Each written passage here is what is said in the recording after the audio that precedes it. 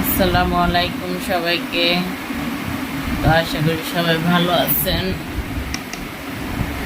আমরা আলহামদুলিল্লাহ ভালোই আছি, কিন্তু আমাদের ফ্যামিলির সবাই অসুস্থ। এই কারণে কয়েকদিন ভিডিও দিতে পারিনি, আমরা কোনো ভিডিও বানাইতে পারিনি, ফোন ধরতে পারিনি হাত দিয়ে। আসলে ঘরের এরকম একটা পরিবেশ হয়েছে। প্রথমে বড় ছেলেটা অসুস্থ হয়েছে, তারপরে সুস্থ হয়েছে। কিছুদিন যাওয়ার পরে হঠাৎ করে আমি অসুস্থ হয়ে গেছি, জ্বর আসছে, চিকুনগুনিয়া হয়েছে আমার। আসলে চিকুনগুনিয়া এরকম একটা জ্বর, এটা যার হয়েছে একমাত্র সেই বুঝছে এটার কষ্টটা কি। তো পরিমাণে শরীর ব্যথা হয়েছে, এটা ভাষায় প্রকাশ করে কাউকে বোঝানো যাবে না, বলা যাবে না। যদি তার কখনো না হয় সে বুঝবে না এটার কষ্টটা। আমি এখনো সম্পূর্ণ সুস্থ না, মোটামুটি একটু ব্যথা কমছে। এ কারণে ভাবলাম একটা ভিডিও শেয়ার করি সবার সাথে। তারপরে আমার বড় ছেলেটার আবার জ্বর হয়েছে, পরীক্ষা দিতে পারতেছে না, পরীক্ষা চলতেছে। হাজব্যান্ড ভালো ছিল, সুস্থ ছিল, হঠাৎ করে তারও জ্বর আসছে, এই যে শুয়ে রয়েছে, তারও অবস্থা খারাপ অনেক। আমাদের ফ্যামিলির সবাই অসুস্থ।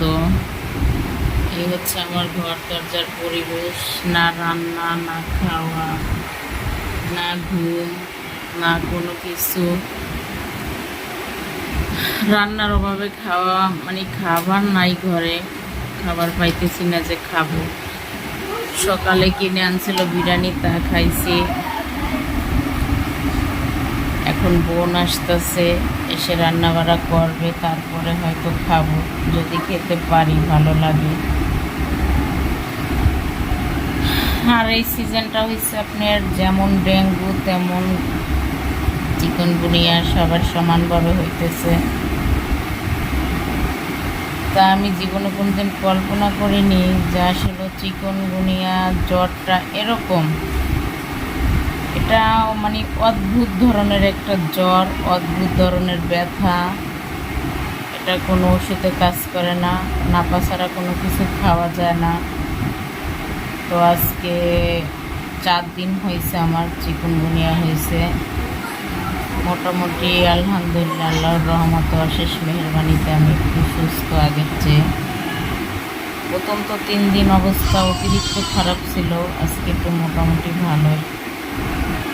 এ কারণে ভাবলাম একটা ভিডিও করি, সবার সাথে শেয়ার করি।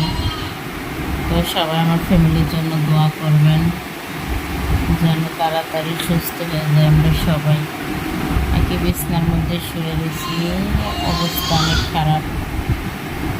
আমাদের বাসার পরিবেশ অনেক খারাপ, কারণ কেউ নাই দেখাশোনা করার মতো, দুটা রান্না করে দিবে বা আমাদের একটু যত্ন আদি করবে।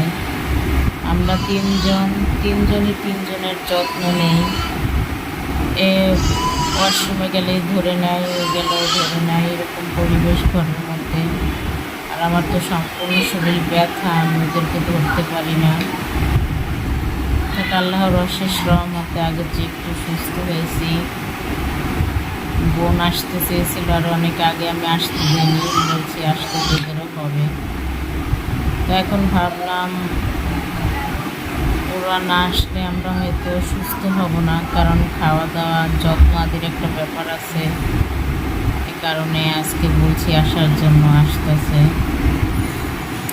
তো আপনারা সবাই দোয়া করবেন আমাদের জন্য, আমরা যেন তাড়াতাড়ি সুস্থ হয়ে যাই। আর সবাই মশার কামড় থেকে দূরে থাকবেন, নিজেদেরকে সেফ রাখার চেষ্টা করবেন। সবাই ভালো থাকবেন, সুস্থ থাকবেন।